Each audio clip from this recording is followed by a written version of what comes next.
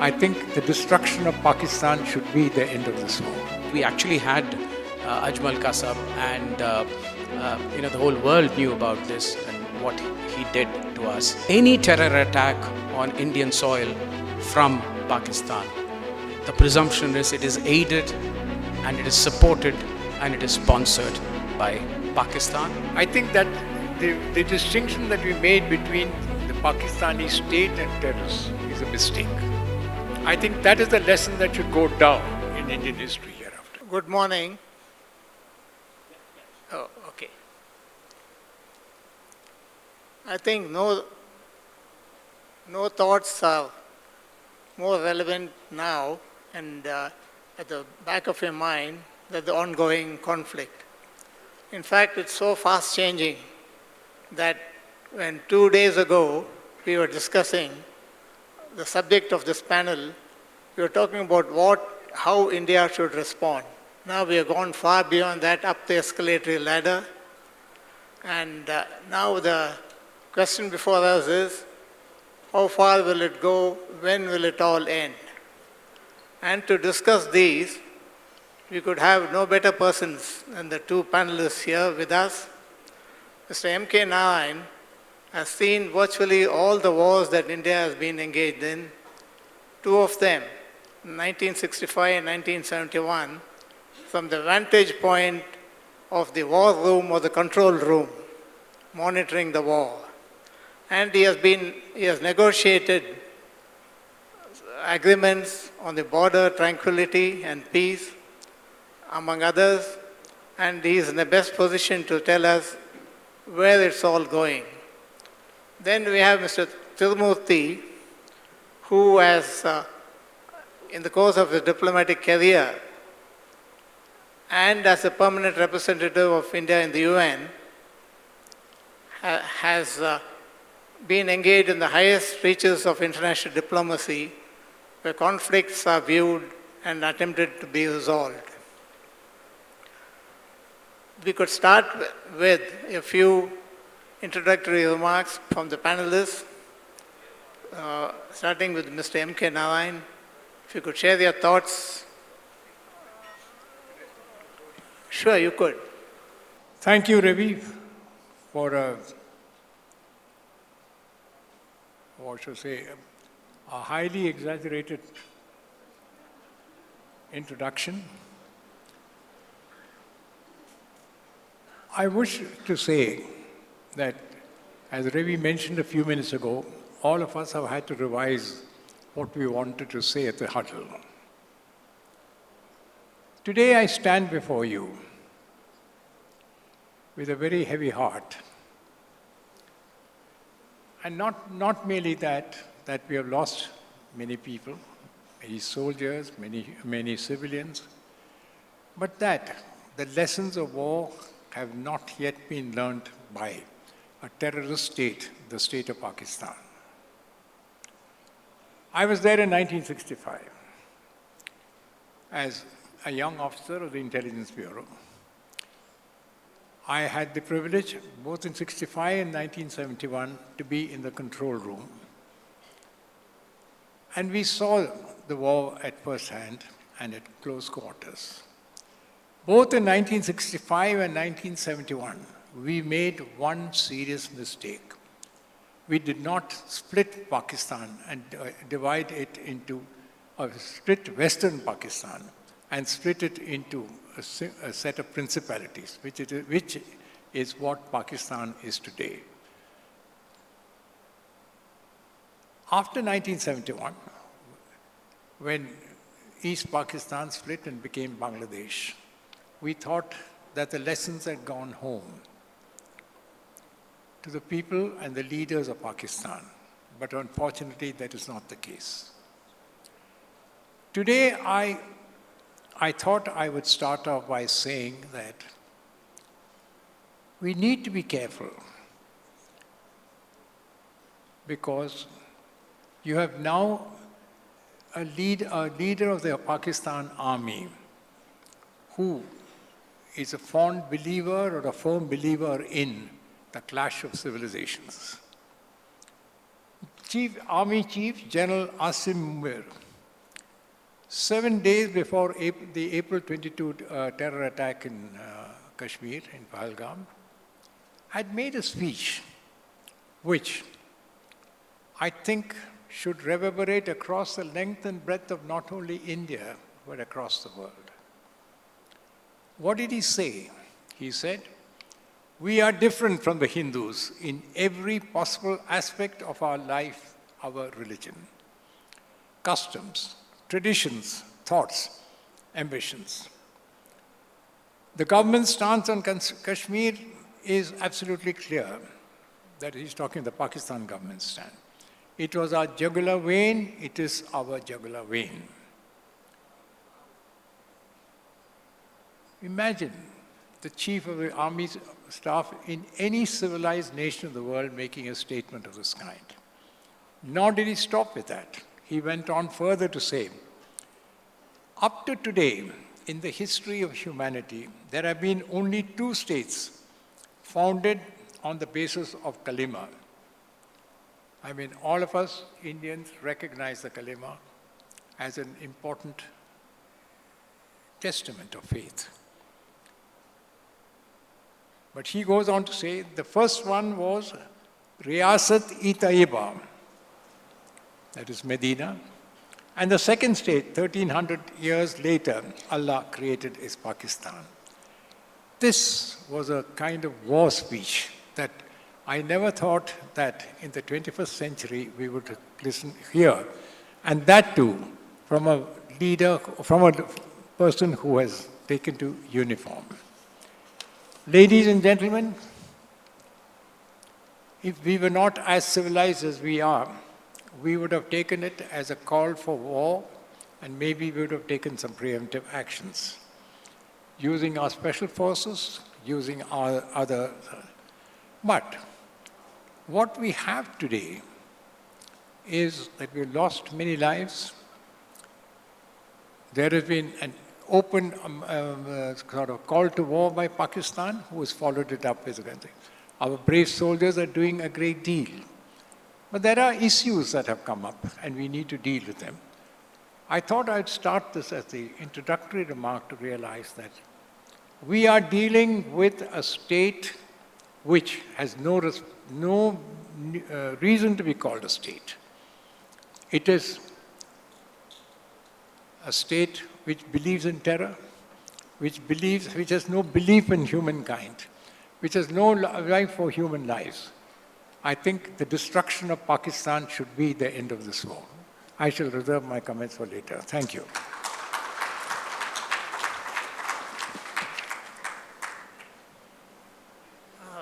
Thank you, Mr. Narayan.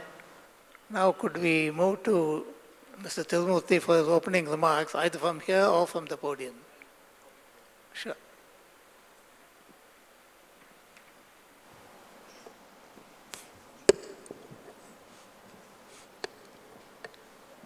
Since Mr. Narayanan has spoken from here, I thought maybe I should also speak from here. When I was director in the Foreign Secretary's office, the hijacking of the Indian Airlines flight took place. And since it was an important hub, the Foreign Secretary's office, I literally stayed 3-4 nights in the office itself. And I also remember that later as secretary in the ministry, a few years ago, we also dealt with the Pulwama terror attack. And while it was really the Foreign Secretary's call, but as secretaries, we did a lot of briefings and outreach. And even in our career in the Indian Foreign Service, we do come across wars and conflicts. I lived in the Gaza Strip for more than 2 years at a very difficult time. And I was also, as India's permanent representative in the Security Council, I was there when the Ukraine war broke out. And so it is interesting that 2.5 years after my retirement, that when I come to the Hindu Huddle to enjoy myself, that I have to actually accost yet another evolving situation on our borders. I just wanted to make a few points at the outset. The first is that Operation Sindoor has completely reset the rules of engagement with Pakistan on cross-border terrorism. I think that's very clear. And earlier, India had to prove in each and every case, whether the terrorists came from the Pakistani soil and whether they were really Pakistani terrorists and whether they were really backed and aided and sponsored by Pakistan, or were they acting independently, or did we need an independent investigation, etc. And you've seen that in 2008, we actually had Ajmal Kasab, and the whole world knew about this and what he did to us. In 2016, we actually had a joint investigation in Pathankot, but nothing came of it. The world did not take any notice, and here we are. So I think the presumption at the time was always on India to prove it. But this Operation Sindoor, the presumption of any terror attack on Indian soil from Pakistan, the presumption is it is aided and it is supported and it is sponsored by Pakistan, the Pakistani army and the Pakistani ISI. And there is no deniability. I think that's a very important thing which we have established. And you're already seeing this in the Middle East. And, since that's an area of interest to me. Now, whenever there are attacks from non-state actors like Hezbollah or Houthis, the Israelis and the United States, they actually go and hit Iran and the Iranian missions. Because there is a presumption that when they act as proxies of Iran. That's the presumption they do. And here we have terrorists coming physically from across the border, and the world does not do that presumption. They start asking questions. I think that myth has been demolished once and for all by Operation Sindoor. And by shifting this presumption, the onus of stopping terror now goes to Pakistan. And that is very important because the onus of stopping terror was always on India. And by shifting this presumption, now you're making Pakistan equally responsible for stopping terror, for making sure that they don't push terrorists when the snow thaws in the mountains. So, and further, the robust military response, which we have had so far, and it is continuing, this we are establishing as the norm for the future. And not only are we establishing it as a norm for the future, it is in itself going to be a major deterrent for the future, because once another terrorist act comes, they know that there will be a huge cost to pay. And this deterrence is not just a military deterrence. We also took action to hold in abeyance the Indus Water Treaty. And I think that's a very, very important step to have a comprehensive look at what deterrence means, for terror. The other point I wanted to make is that the killing of the Jaish-e-Mohammed leader and Abdur Rauf Azhar, who was the mastermind of the hijacking and also the mastermind of killing of Daniel Pearl, and that has exposed in no uncertain terms that Pakistan harbors terror camps. And it also shows that India did hit only terror camps. Of course, you don't need proof of Pakistan's harboring terrorists. Osama bin Laden's thing is very much there. But if at all a proof of needed, it is very much, it's there in front of you. We have also, I think, called the Pakistani nuclear bluff. And I think that's very important. Here you have the West egging on Ukraine to fight even more against a nuclear Russia. And on the other hand, they are telling two developing countries with nuclear arms to stop, de-escalate, and be restrained and all that. And basically what they are saying is that India, you are the victim, but please don't go after the perpetrators, which is Pakistan. That's effectively what they are saying. The other thing is that I think we have broken this myth that you can divide India on the basis of religion. The entire attack was, they singled out the Hindus, they shot them. One Muslim was also killed, in fact, trying to save these tourists, but they tried to divide us, and we have given a resounding answer. We are one, and you cannot divide us on the basis of religion. And I think this Operation Sindoor is going to change the behavior of the Pakistan state. And I do hope that it can also change the regime in Pakistan. And I'm not talking about just the civilian government, but also the military and the ISI. But it also needs a change in the behavior of the international community, and maybe I can come to that later when we have questions. But the fact is that the international community have not held Pakistan accountable for anything. And that's extremely important. So I just wanted to stop here, and thank you very much.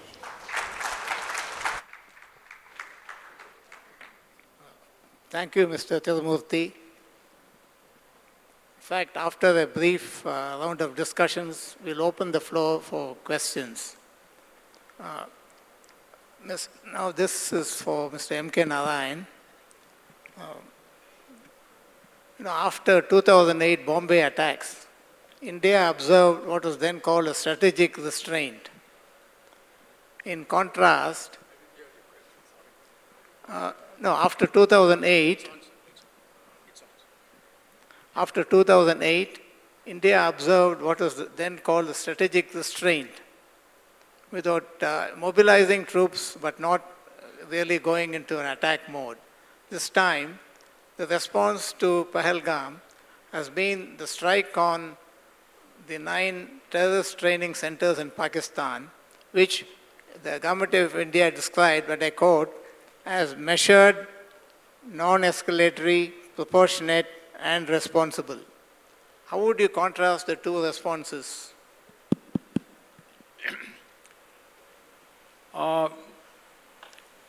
We still had hopes about the Pakistani state.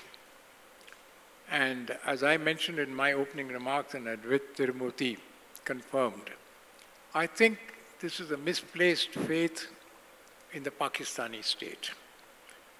Pakistan is not a state, it's a terror state. We deliberately avoided taking action in 2008. The government at the time, and I as the National Security Advisor, took much of the blame for what happened. Yet we still hoped that Pakistan still had a semblance of civilizational strength within it, and we should not kill a large number of innocent citizens in the hunt for terrorists, etc. I think that the distinction that we made between the Pakistani state and terrorists is a mistake. I think that is the lesson that should go down in Indian history hereafter. There is no Pakistani state, there is a Pakistani terrorist state. And therefore, if we need to punish them, we should do that. I was not particularly one of those who believed that Prime Minister Netanyahu was doing the right thing in going after a lot of people in Gaza. But in the light of what we are seeing is that finally terrorists seem to have the upper hand in many places. You have to exterminate the terrorists, and if in the process many innocents have to die, that is the only way. And I think, therefore, our response should be now to go after them. We have done something, but I think we are still striking. I mean, in our initial strikes, we were only attacking terrorist camps, etc. Pakistanis have rained their bombs, etc., on other civilizational targets. We should now go all out. We should be prepared for a war with Pakistan. It should be a war which will lead to what we failed to do, as I said, in both in 1965 and more particularly in 1971, to dismember the Pakistani state. And that should be the objective. There are many people who have died. Many of our brave soldiers have died. Many brave civilians have died. Their lives should not be in vain.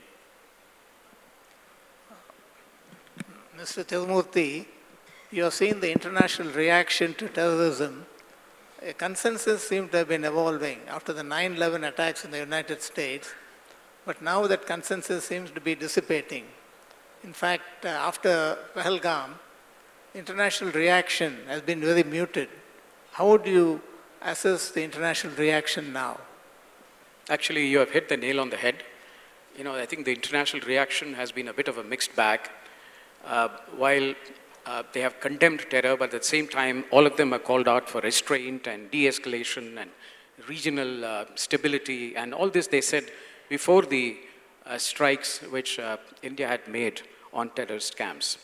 And in the 14 days or so, which there was a gap before we took these strikes, they did hardly anything to hold Pakistan accountable.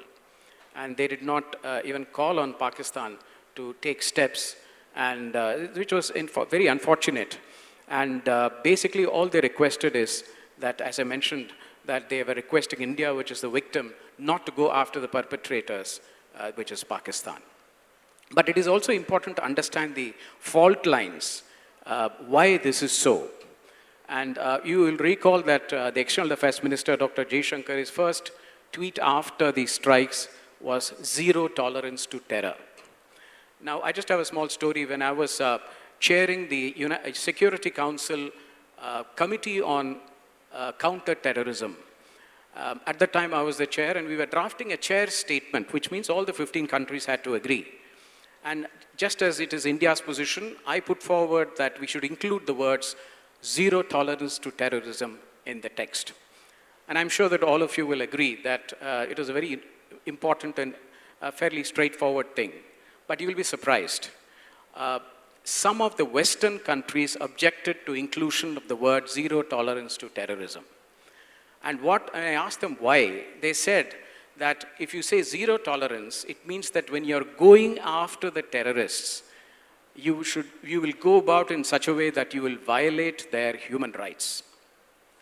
So now you have terrorists killing people, violating these people's human rights. And if we are being told that when you go after the terrorists, you will violate their human rights, so we cannot agree. So I'm just telling you what sort of a divide we have in the international community, especially after we had the consensus. And we have the EU Commissioner for Foreign Policy and National Security, who can't even get around to using the word terror, condemning a terror act in India. And here they have come with a huge group with India to further their strategic partnership. So good luck to them. Now, so the global fight, which we have to recognize, is no more a cohesive fight. We were in an era of your terrorist and my terrorist before 9/11. After 9/11, it changed all that. We had a consensus to fight it together. Now we are going back to the era of your terrorist and my terrorist. And if you look at Europe, they are going after their terrorists, which is really the right-wing terrorists. If you are looking at United States, the Biden administration went after what they call it as racially and ethnically motivated terrorists or violent extremists. You had Canada mentioning that your terrorists are not my terrorists.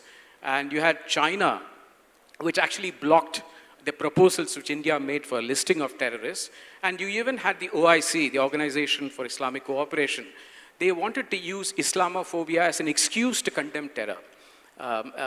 So basically, condone terror.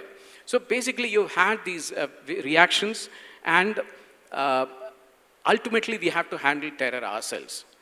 And that is what is coming around to. The other last point I wanted to make is that, the terrorists, as I mentioned, they have singled out Hindus and they shot them.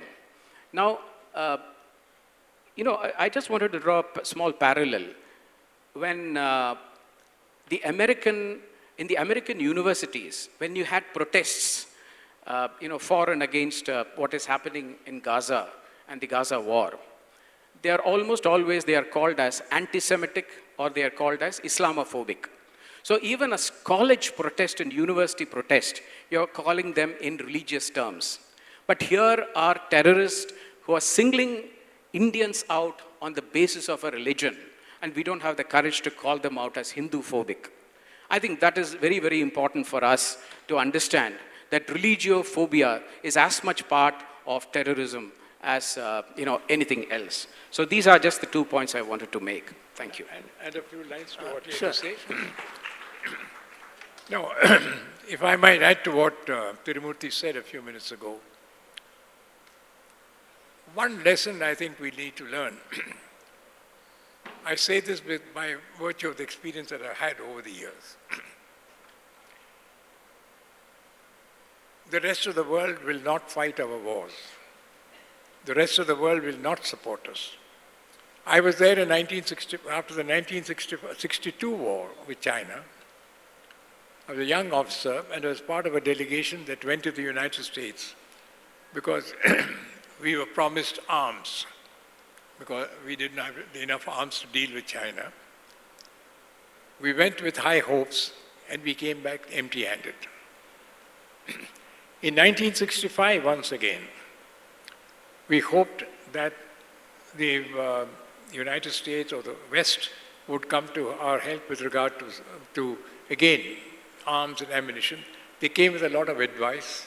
They told us how we should alter our security arrangements within the country, but they produced nothing. 1971, and that was dramatic. Mrs. Indira Gandhi went to Russia and signed the Indo-Soviet Treaty, which gave us the strength. We didn't want any muscle from the Russians, but we were willing to take on not merely Pakistan, the host of the West Asia, and much of the support which those who believe in Abrahamic religion seem to have in the West. And when we were fighting the war and the creation of Bangladesh was one, what did Mr. Henry Kissinger, one-time foe who later became a friend of mine, did was to send the 7th Fleet steaming up the Bay of Bengal. I think there are not many people here who were alive at that time. It had an electrifying effect on and impact on the nation that the United States were going to enter the war on the side of Pakistan and sort of make India fight a two-front war. We had a steely Prime Minister, Mrs. Indira Gandhi, somewhat like our present Prime Minister, who, when the message came in, I was the carrier of the message to the the cabinet room, and she had only this to say: "Carry on, gentlemen, we will fight the war and we shall win." And that she did. So that is the lesson that we need to learn. Do not depend upon anybody else. Least of all the United States. As I said, I've mentioned to you two incidents where the United States have let us down after promising much. There's a lot of pressure on us to change tactics vis-a-vis Russia. Well, I've had the privilege of meeting President Putin on quite a few occasions. I do think that of the world leaders that we have today, President Putin is more favorable to India than anyone else. I'm not saying that we need to put all our faith in Russia, but please do not try to estrange Pakistan under pressure from the West. We can fight on our own, but we want to avoid a fight involving other nations. India can fight, we will win, and I think we are in a position to destroy Pakistan. Thank you. Actually, as we are sitting, the situation seems to be developing over and over again. And in an hour or so, what we are discussing now might become outdated. In fact, we are now wondering when this conflict will end.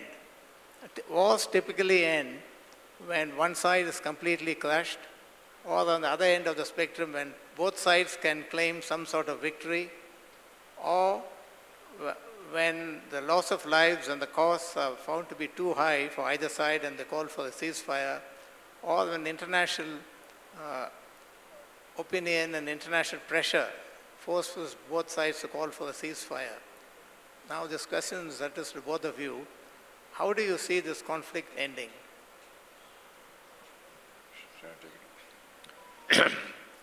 I think Thiru and I will probably differ on this. I think peace is not at hand. We have a war that we are prepared for. Today, I mean, as I say, there's some advantage in age. The spirit is willing, but the flesh is weak, I concede in my case. But I think we gave in the past to the belief that there is a civilizational world that we live in. I think, as Israel has taught us, that if you are hit, you need to hit back harder. Pakistan has hit us on 4 occasions to date. I think you shouldn't allow this lesson to be lost. I think the political apparatus and the armed forces are aware. But the nation has still to make up its mind as to what we need to do. Indians are generally peace-loving. They would like to say, well, let's not take more lives than are necessary. But I think we need to teach Pakistan, and that may involve a large number of Pakistani civilians, the lesson that you can't trifle with India. Indians allowed our peaceful nature. When General Asim became the Chief of Army Staff, and when the ISI Chief became the National Security Advisor, there was a clear message that was sent to us that Pakistan is preparing for war. As peace-loving nations, we did not heed that message. The war is therefore a byproduct of that kind of thing. Let's not make this mistake time and time again. 3 times I've been part of the mistakes. In my lifetime, which I hope is not much longer, I don't want to commit a 4th and a 5th mistake of this kind. The Pakistani state, though General Asim said that there have been only 2 states in the world, the second one, Pakistan, built on a Islamic ideology or whatever it is. The Pakistani state has no cohesive element in it. Their cohesive element is the destruction of Hindustan. And I think we will get peace only if we have partly dismembered Pakistan by having East Pakistan become Bangladesh. But I think that is the only lesson that I can see. I cannot see a position where either you decimate the Pakistani military, which I find difficult. The one, Imran Khan, was probably the nearest that you could think of. They jailed him. And from time to time, whenever the push comes to shove, the generals take charge and completely destroy what they... Nawaz Sharif was probably one of the prime ministers who were best positioned with India. I think the former Prime Minister of Sri Lanka is present.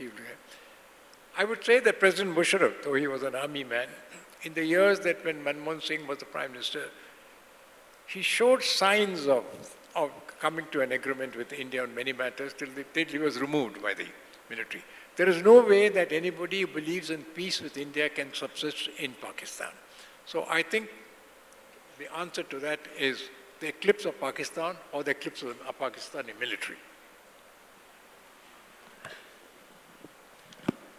No, actually, I am not so sure that I have anything much to add to what he has said. But I would like to mention that, it's very difficult to predict when it will end because it is not just one side. There are 2 sides to it. So right now we are in the escalation phase from the Pakistani side. We have kept it restrained, as we said. We have kept it very focused on terror camps. But, they have escalated. I suppose that was inevitable. But I think they will have to go into a phase of de-escalation. And when we'll go, it's difficult to speculate. But I think from our side, when we have established deterrence, when we have made sure that our robust retaliation for the terror attacks has established a certain degree of deterrence, I think that would be the time for us to say that, let us now start coming and discussing a revised equation between India and Pakistan. I think that would be the way I look at it. Now we could go over to the question and answer stage, mixing both questions from the floor and questions that come online. I think somebody who's monitoring the online questions can come up and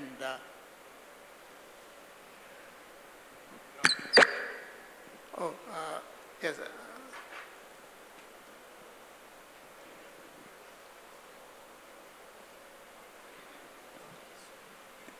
Regarding rules of coverage in the news media and other media of what is happening when things are changing all the time, it is our impression that no clear rules for coverage have been worked out yet. We know about wartime censorship. When there's a declared war, then censorship comes in play in most situations, or almost all situations. But that's not clear. There are many gray areas, and there's a great deal of uncertainty in the media, among journalists, on what to cover, how to cover and what not to cover. Meanwhile, on the social media and other sources of news, international sources in particular, like the BBC, the New York Times, even Dawn, which is not completely blocked, you have other narratives, other news.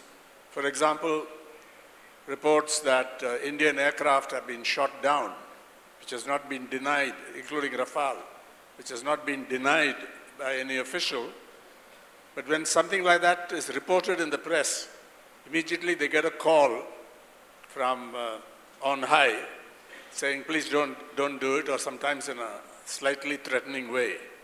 So particularly for Mr. Narayanan, who has a lot of experience with information, first in the IB and later in other capacities, National Security Advisor, Governor, and so on. Are you satisfied with the way information is being assessed, information flow, or regulated, and so on? And are you satisfied, just having a nationalist or hyper-nationalist response is not enough, because people want to be informed in a credible way. This is my concern. So right in this situation, while most of the media have responded with tremendous support for the armed forces and also for the government's handling of this union governments, there are many uncertainties, confusion. Out there something appears, people don't have trust in that also. There are such instances. Because this is a serious situation, and although we have said it's targeted, precise, measured, non-escalatory, it is escalating. That's what Ravi said right at the start. Things seem to be escalating. So in this situation, how would you handle it? And also as a diplomat, Mr. Tirumurti may have something to say on that, because he's familiar with how news is handled in other places as well. Ram, if I understood your question is, you're talking about information management. I think it's a very vital part of any war or warlike conditions. Sorry, can you hear me? All right. So I said information management is a very important aspect of war, any kind of war. We have generally been very liberal in allowing imagination to override other considerations. I fully agree with you that we should not cater to jingoist kind of propaganda watches. But in this present instance, I think I'm myself being jingoistic. I mean, many people will find it difficult to believe that I'm making the kind of statements I've now made. President Musharraf used to tell Mr. Manmohan Singh when I was the National Security Advisor that if you remove Mr. Narayanan as the National Security Advisor, India and Pakistan could be at peace. Well, in my presence, it's not as if it was behind us. So I only told him saying that, sir, yes, sir, the Prime Minister wants to get rid of it. It's only a matter of seconds. It doesn't mean much more. But there is a perception in Pakistan, there are many people who are hawks in India and that the others are peace-loving and peace doves or whatever, which is really true. But I say that most of the people in this room who are in the South, who have not faced war, do not understand the perils of war. If you talk in the Punjab, if you talk in Rajasthan, in many of the northern states, people who have suffered over the course of 2 and 3 wars will realize that you need to keep your spirits up. You need to tell people what's happening. Suppressing the truth may bring down them. And I think in a war with Pakistan, it is important for us to let people know that we are hitting them because things are happening, and that we are not simply trying to exterminate populations across the board. And as I said, I've gone beyond the pale today by saying that I think the further dismemberment of Pakistan should be our ultimate objective. For that, I think, even if there's somebody making statements that so many planes have been shot down or so many missiles have been struck, that doesn't matter. We need the nation as a whole to stand up and say, do what you want. I think we have a Prime Minister and a group,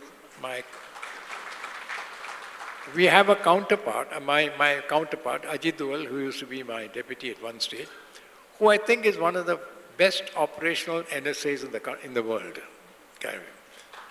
And he's been with me, we have done many things together, and I know what his capabilities are. Together with him and the Indian Army and Indian Armed Forces, we can get the better of Pakistan.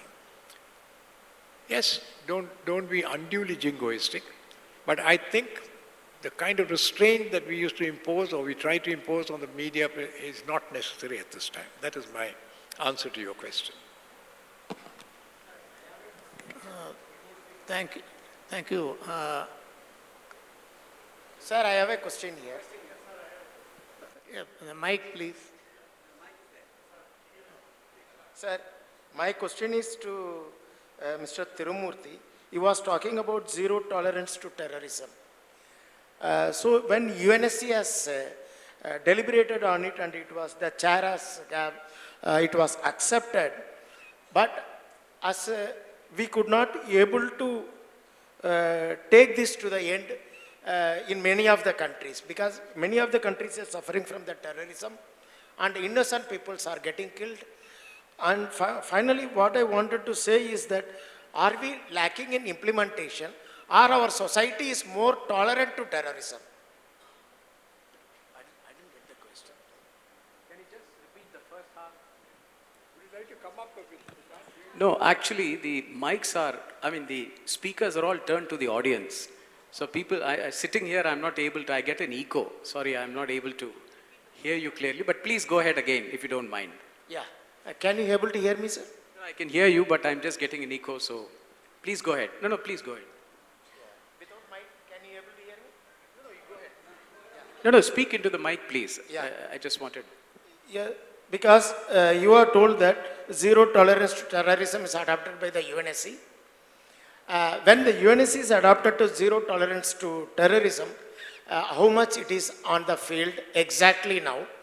And as we are a tolerant country and tolerant people by our nature, are we being taken right, or our implementation level on zero tolerism is low when we are sloganeering on this? We are sloganeering on zero tolerance to terrorism, we are sloganeering on zero tolerance to corruption and everything.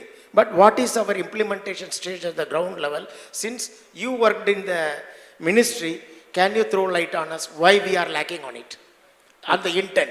Yeah, thank you. Thank you for repeating the question. No, I think it is very clear that India has been right at the forefront of confronting terror. Let there be absolutely no doubt about this. Even before 9/11, we are the ones who have been telling the world that if you do not focus on our region, you will be hit. Terrorism in one part of the world hits terrorism in another, or creates terror in another part of the world. This is the connection which India drew, but the world refused to listen. And by the world, I meant particularly the West. It was only when one part of the world, the terror which we were facing on a regular basis, it went right into the heart of Manhattan in New York, that everyone sat up. So let us be very clear. We have been absolutely clear about combating terror, and we have showed zero tolerance for terror, both in implementation and the way we have taken it up. And since you have mentioned about what has India done, I can certainly tell you about what we have done in the international context. When I was there in the Security Council, I put forward several proposals to the Security Council. We have what is called the UN Security Council resolution. It is called 1267. Sorry about those numbers. The Security Council loves numbers. But basically what it means is that you have blacklisting of terrorists in this list. And if you see that list, you have actually a lot of them from Pakistan. Lashkar-e-Taiba, which you are talking about, Jaish-e-Mohammed, some of their leaders, they are all very much there. And India, we put forward, and for the first time ever, we had a listing proposed by India in the Security Council. His name was Abdurrahman Makki, and he is a leader of Lashkar-e-Taiba. And in the text which is there, you will find that it is clearly written that he's a Pakistani national, and he caused terror acts in Jammu and Kashmir. This is the first time we had an inscription in the text of causing terror in Jammu and Kashmir. So if there is a smoking gun, there you are. It was agreed to by everyone. But at the same time, many of our initiatives do get stopped as well, because it is not just us. For example, you have seen that many of the proposals are blocked by China, and they still remain blocked by China. And these are proposals which I want to tell you, where it is not just India's proposals, they were co-signed by the United States, not just co-sponsored. The United States co-signed them, which is a very, very strong endorsement, which you can get at the international level. So I think it's important for us to understand this. At the same time, I wanted to tell you, it's very interesting, since we are on the subject of religion and how that can undermine our fight on terror. Pakistan put forward 4 names, so-called Indian terrorists. And they put forward those names because they were Hindus. And some of them were actually project managers for projects in Afghanistan. Anyway, so they put it forward twice, not once. And both the times they were rejected by the Security Council. So I just wanted to say that, while on the one hand, we have been able to keep off such initiatives, which are completely misguided, on the other hand, we have also been able to push forward our agenda at the international level. And I'm sure that, even with our neighbors, I think they all know where we stand. And we have had very good partnership in Bangladesh to keep out, forces which are inimical to India. We have done that. And we continue to do that in a very big way. We had, some of our neighbors, we have had very good relations with them. And it is no secret that we have also been helping in making sure that the LTTE was defeated in 2009, and which had actually assassinated one of our former prime ministers. So we are absolutely, determined to root out terror, and there should be no doubt about it. Yeah, I have a mic here. You mind me asking a question, please? Just a crisp question here. Yeah. I'm speaking from behind here. I'm here. Just a crisp question. One question is to Mr. Narayanan, who spoke about, we went all around in 62 and 65 to get the arms and ammunition. My question is, we didn't use our Air Force. Do you want to throw some light on it? And the other question is to Mr. Tirumurti, that you spoke about shifting the presumption when Hezbollah or Houthi do something, it is Iran. My question is, why do we have to be always in this, why do we take so much time? Why we have to be why we always say that we didn't learn the lesson? How much time we will take to learn the lesson? Thank you.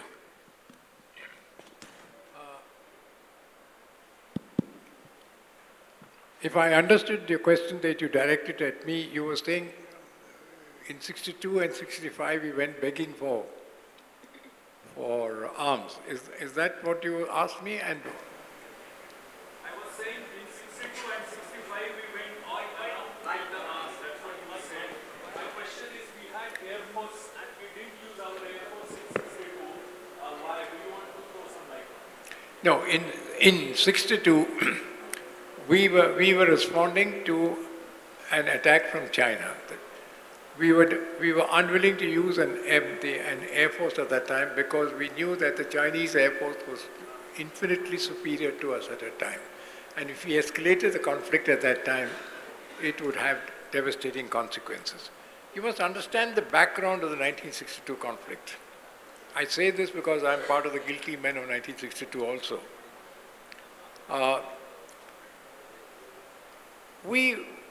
We never thought that China would, we had differences with China with regard to Aksai Chin. We had beginnings of problems with what was then Arunachal Pradesh, which was then NIFA and now Arunachal Pradesh. but we were unwilling to believe that China would actually commit aggression on India. I think it would also not have happened if Mao Zedong's unfortunate or failing effort to, do this, what is a great leap forward, isn't it? I think, yeah. The great leap forward, it failed, and famine swept across the length and breadth of China. And I think this was more a diversionary tactic. At that time, India and China were having a great deal of discussions. Chow En-lai came to India in 1960, and he came to India, and he came with a proposition, which I think we were not unwilling to acknowledge that time, but we were still working out the details, etc. So the setting was such that we were in dialogue with China. The Prime Minister of India at that time, Pandit Jawaharlal Nehru, he basically in 62, for instance, his obsession was that India must become a state which could feed itself. Probably you were not even born at that time, I don't know. But the point is, we had famines, we had this and that. Today we are a surplus food state. All that came during that period. We did not spend enough money on weaponry. Maybe, sitting back, you can see, it's like our children ask us, why didn't you use computers? We never had computers. So you must understand the setting. We were unprepared for a conflict with China, because China in those days, I don't know whether you're aware, we had the Hindi, Chini, bye going around, all around. So this was an aberration. So that is why in 62, 65. Now in 65, when the war with Pakistan started, and we found Pakistan getting support from certain countries that we never thought they would support, we decided that you must now prepare for future wars. And today I think we can take on most countries of the world, and not excluding China, maybe not China and USA together. So I think the point is, you must understand the circumstances under which a country progresses in building up its military strength. We had at that time a lot of diplomatic strength. We were peacemakers across the world. The war in Korea was done by Indian diplomacy. So it's a matter of time before that. So the answer to your question, if your one word is, yes, we were preparing not for immediate wars, but wars of the future.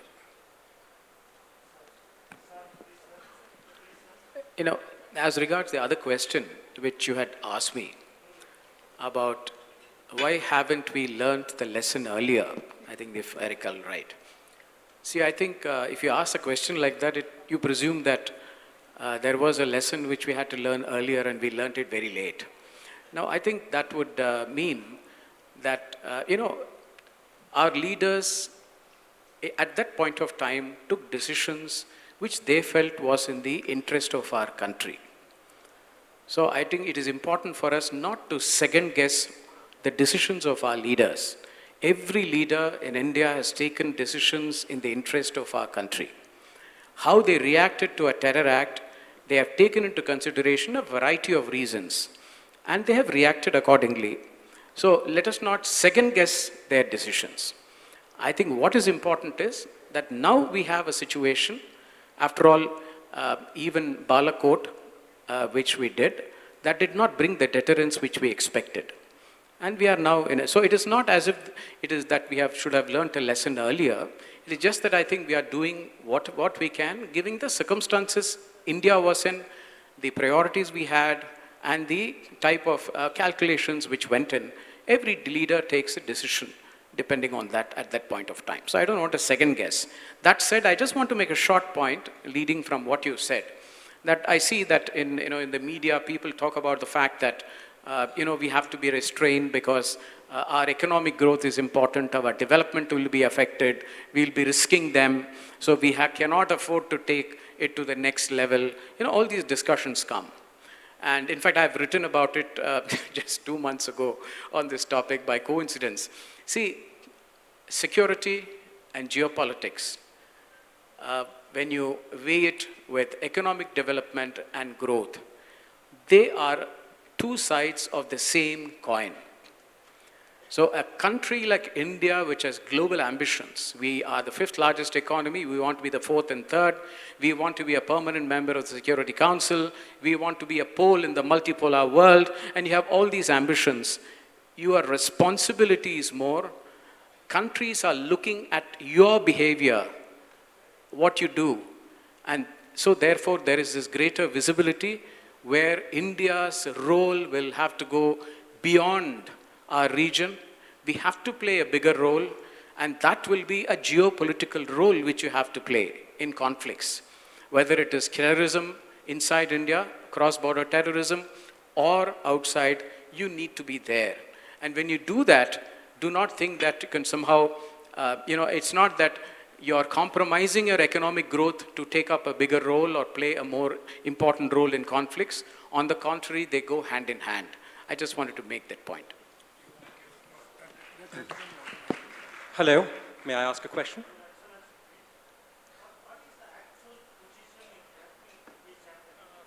Please wait for the mic.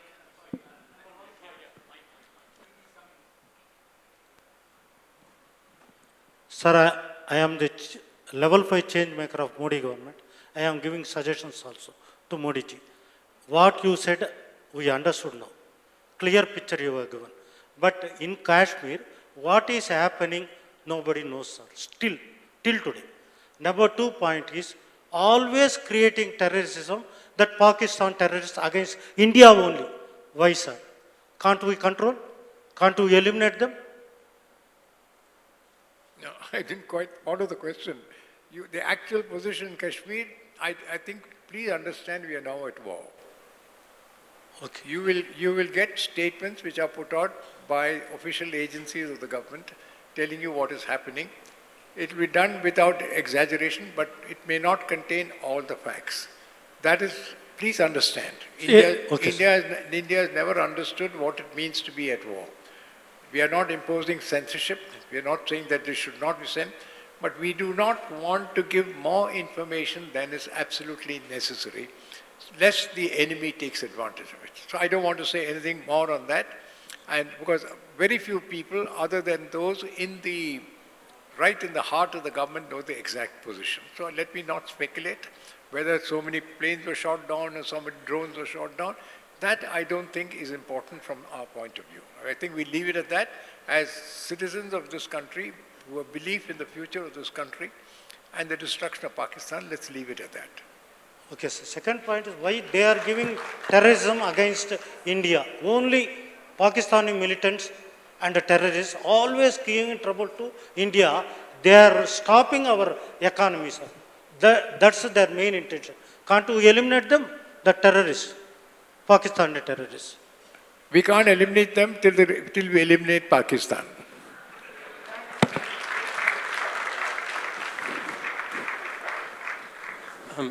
Both the distinguished panelists have made the clear case for our moral right, our ability and the political will to have a decisive settlement, as you said, the destruction of Pakistan, or something of kind of final solution is what you've alluded to. I just want to ask you, the special case of this is a conventional, warfare is one thing, but when you have a nuclear-powered, a neighbor and an army chief that's thirsting for war, how does that get contained? I mean, what are the strategically? How does that does it remain always as kind of like a fear option which never gets materialized, or are there strategies that one can think about to dismember that option entirely, or how do you bring that into the calculus of thinking about a permanent solution?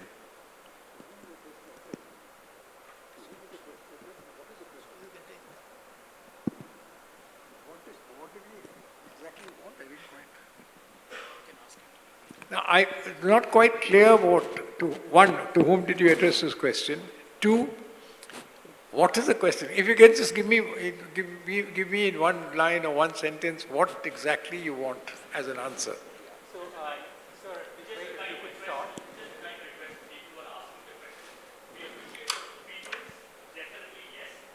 Because of paucity of time, we appreciate opinions, but if you can keep your questions short and can address it to a particular panelist concern, please.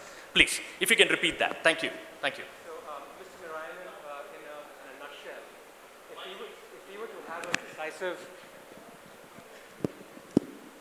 if we were to have a decisive military solution, which you've outlined all the reasons why we should, how do we take this the nuclear sort of threat of our neighbor off the table? What is your thinking in terms of eliminating that threat? The answer to this I usually give in private conversations, not in public, the thing. We, as a responsible country, we have eschewed using the nuclear option. As part of the India-US nuclear deal, of which I was one of the linchpins in that, one of the conditions that we are given not to the International Atomic Energy Agency and to all the world councils is that we would not use nuclear weapons as an offensive capability. So, we have the capability. We can certainly Pakistan is no match to us as far as the nuclear option is concerned. But I don't think that is the option that we wish to exercise. Am I clear? Sometimes, yeah. We do not wish to use the nuclear option. We know where to strike. We have crystal clear the plans that we can carry out. I presume Pakistan also has. But Pakistan is as yet not a match with us with number of the nuclear capabilities that we have. And I would think that while we'll talk about it, please, we do not want to use a nuclear weapon because the consequences of use of nuclear weapon will be tremendous. It will also, one of the things that we want to do is to prevent the war becoming much wider. If you use the nuclear weapon, every country across the world, the United States, China, Russia, etc., will come into the battle. We don't want to. We want to manage the situation to the best of our ability. We let the world know that we have a nuclear capability, and I can assure you, having been a member of the nuclear support group, that we can take on almost every country in the world other than the United States, China, and Russia. So that's not the point. But we do not wish to. We have willingly eschewed the use of nuclear weapons for the first strike. If you are hit, we can hit back. And in the case of nuclear, it's not a number of bombs. Once you use a nuclear weapon, you're talking of massive destruction. Please don't contemplate it. Please don't talk about it. I've not seen a nuclear strike, but I know what the destruction can be as a result of it. I've been to Chernobyl. I know what even merely a civilian thing can be. So let's talk of the nuclear option. So my name is Rangana. This question is to Mr. Tirumurti. Suppose this conflict ends in the division of Pakistan by dividing Baluch and Punjab, West Punjab, and India occupies POK, how will the rest of the globe react to such a action, such a decision, such a reaction coming up? If Pakistan is divided into Balochistan and other states, how will the rest of the world react? I think most of us place a great deal of, if I understood you right, as interpreted by Mr. Ravi, you say, how will the rest of the world react to, say, the splitting away of Balochistan or POK, etc. Let me tell you, the rest of the world does not have any interest in South Asia other than creating trouble between India and Pakistan. I say this with a sense of responsibility. I've been in this game from 1959 onwards in some form or other, sometimes in office, sometimes out of it, but always been part of it. The rest of the world is not interested in what happens in the Indian subcontinent, excepting whether they can exercise influence over them.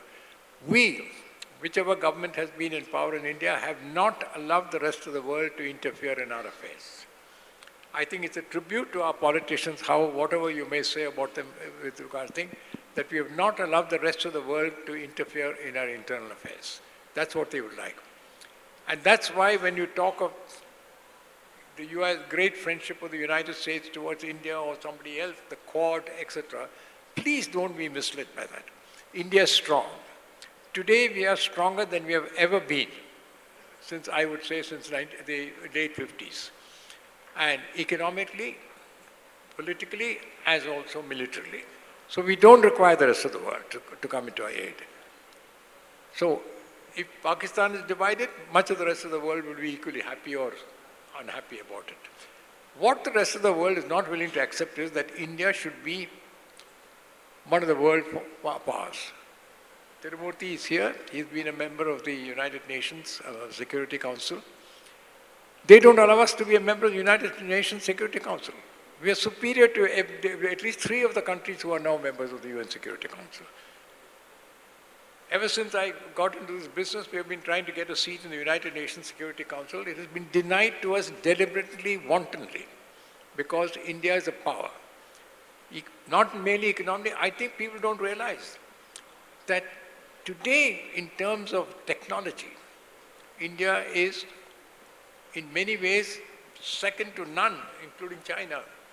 China, India, and Korea dominate the world of the Gulf. And the West is worried about it. They don't want it. They want to use us. So let's not think of anything else. We are strong. We don't require other support. But we don't want terrorist states to dominate us. That is all that we have to say. Thank you. Thank you. We have come to the end of the discussion. So one more Thank you, question, Mr. sir. Narayan. Thank you, Excuse Mr. me? Tirumurti. So one question, sir. Simple, very simple question. Just one. So, I can take any number. You can take any number.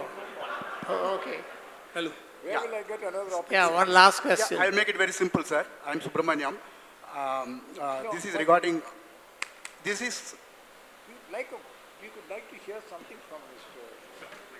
Because that's important. hello. This is regarding Indus Water Treaty. Of course, the question is both to Mr. Tirumurti and as well as Mr. Narayan. You said that now we know that this Indus Water Treaty is kept in abeyance for some time. I would like to know, does it mean that the water flow to Pakistan will be reduced by diverting it, or it will be completely stopped in the days to come? Is there any possibility like that? In that case, the civilians will be affected, the people will be affected.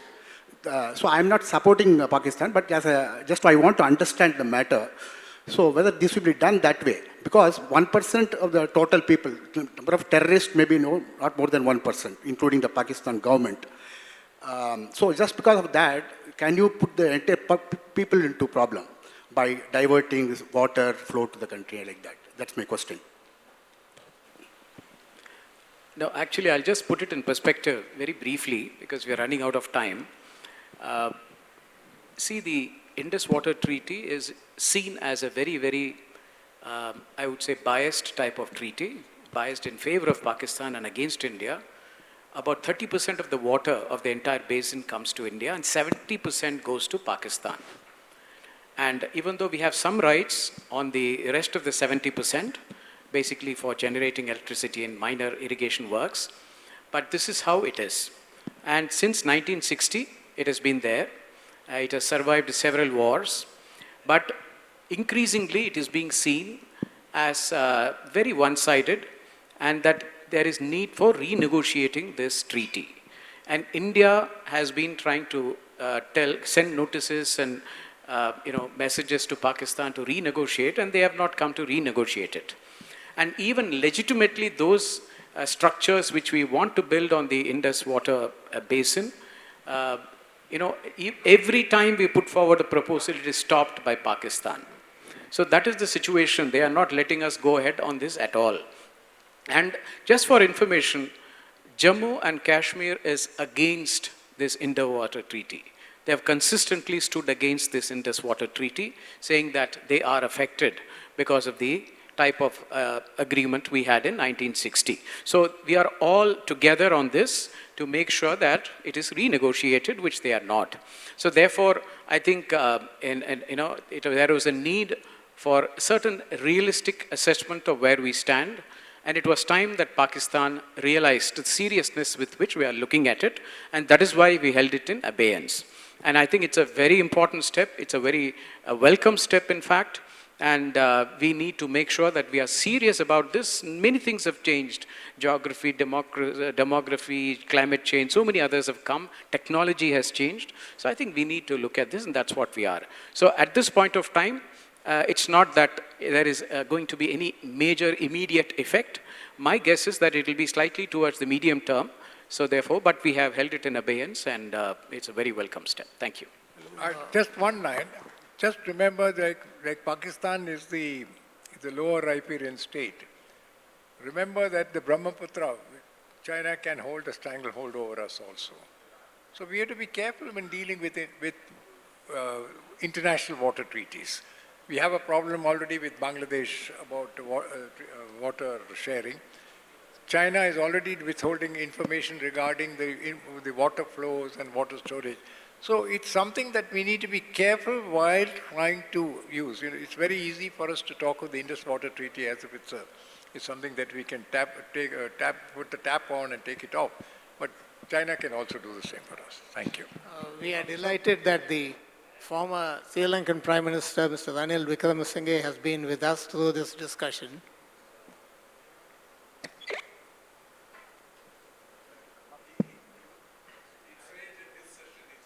Oh, okay. We all are looking forward to hearing him in a session later.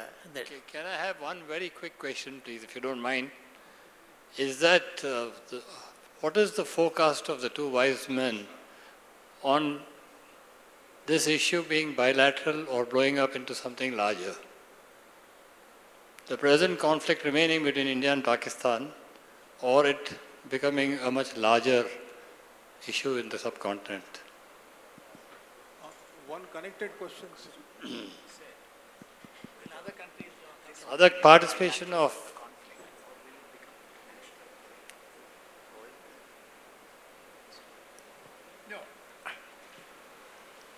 Clearly, we want to keep it bilateral. We don't want the war. We don't want the rest of the world to come into and try to sort it out, as if they are the arbiters of our fate and our destiny. Whether Pakistan will use all its resources to bring in, because it's going to be at the receiving end of a very resurgent India. So it's a matter of how we calibrate it at the military level. More so, we need the people like Tirumurti and others at the diplomatic level to say, let us deal with our problems.